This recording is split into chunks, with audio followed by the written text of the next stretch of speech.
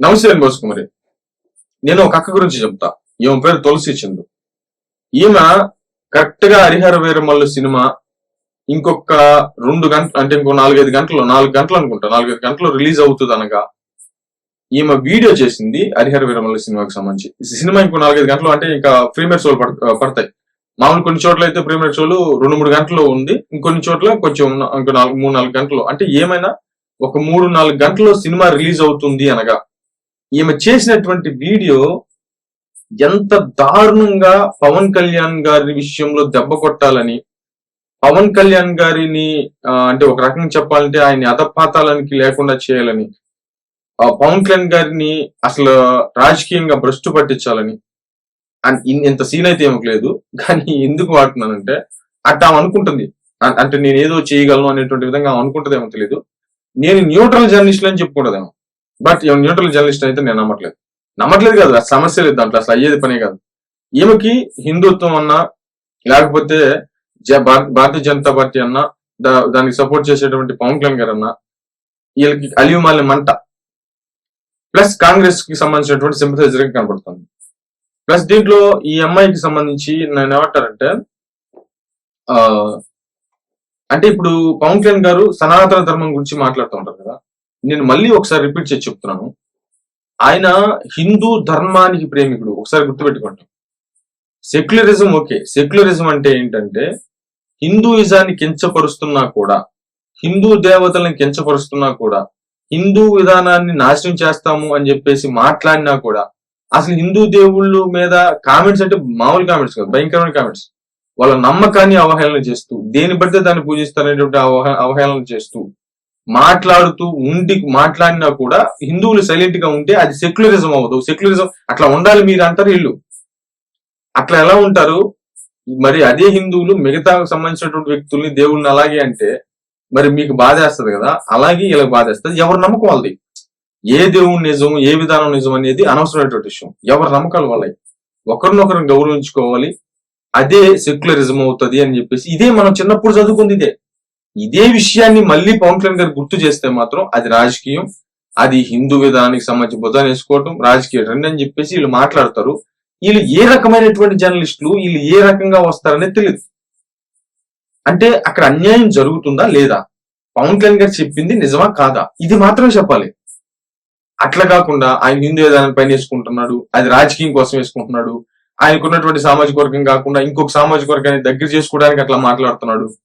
ఈ సొల్లు కాకుండా నిజంగా ఆయన చెప్పిన దాంట్లో నిజం ఉందా లేదా, సెక్యులరిజం పేరుతో హిందువుల్ని అవమానిస్తున్నారా లేదా అనేటువంటి విషయాన్ని మరి చెప్పొచ్చు కదా. నిజంగా జర్నలిస్టులు అయితే అది చెప్పరు మళ్ళీ. అంటే అంత నీచానికి దిగజారిపోయినటువంటి న్యూట్రల్ జర్నలిస్టులు అంటే వీళ్ళ వల్ల నయా పైసా ఉపయోగం ఉండదు. ఏం మాట్లాడుతుందంటే ఇప్పుడు పుష్పక్ సినిమాకి ప్రీ రిలీజ్ అంటే ప్రీమియర్ షోలకి పర్మిషన్ ఇచ్చినప్పుడు అల్లు అర్జున్ వచ్చాడు కాబట్టి అక్కడ తొక్కిసలాట్లో కొంత అడవిడి జరిగి కొంతమంది చనిపోయారు కదా.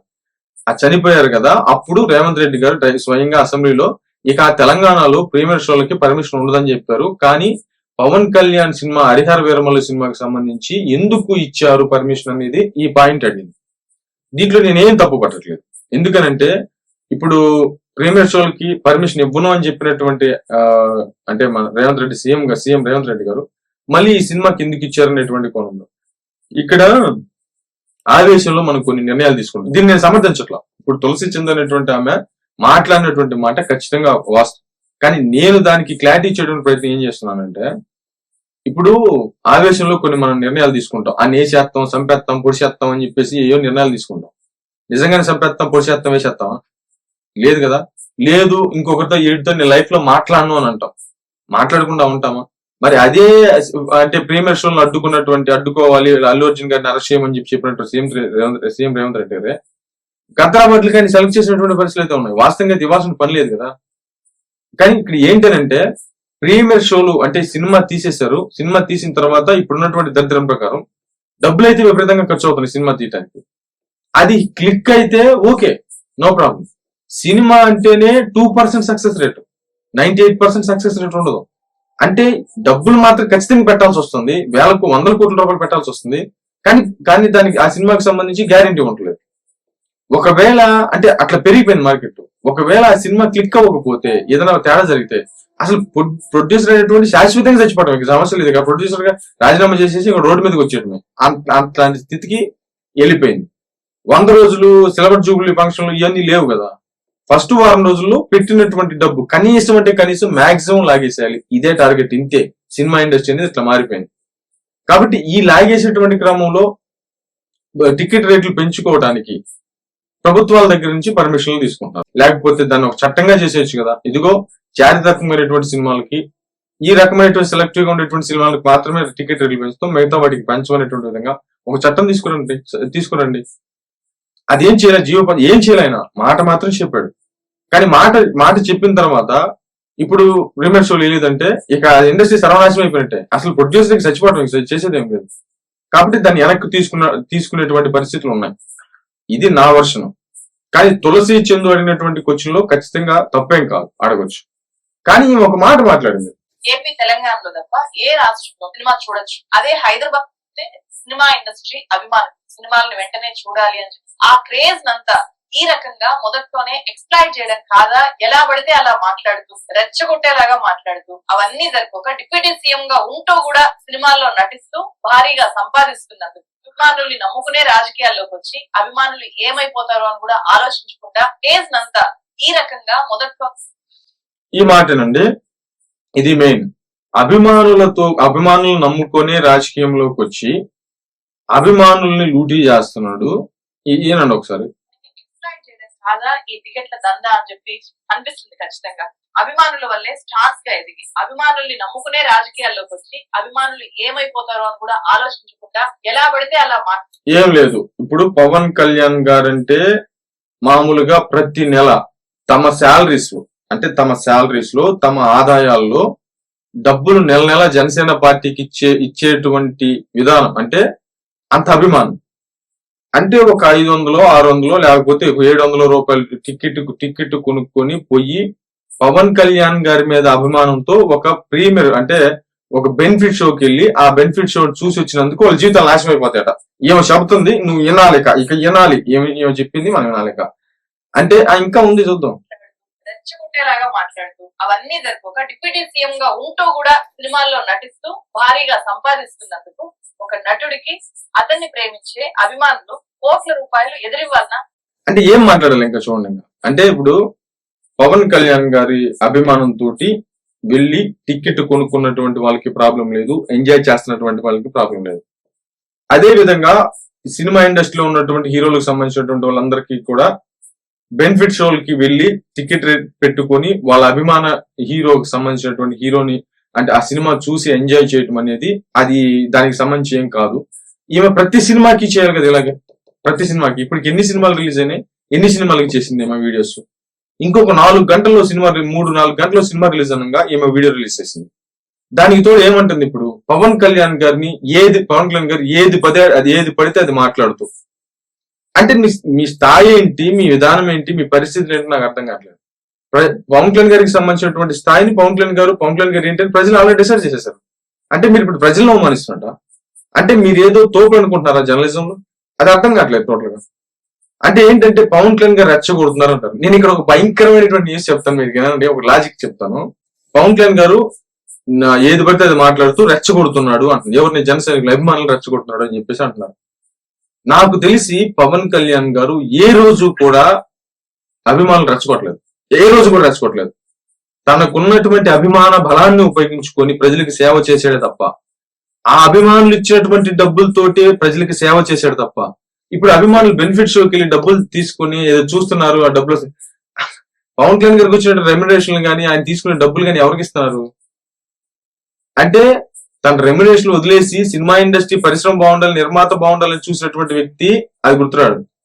ఆయన సినిమాల్లో సంపాదించినటువంటి డబ్బులు తీసుకొచ్చి ప్రజలకు పంచడం అది గుర్తురాదు. అంటే ఏ నాయకుడు చేస్తాడో తెలియదు, మరి ఆయన చేస్తున్నాడు.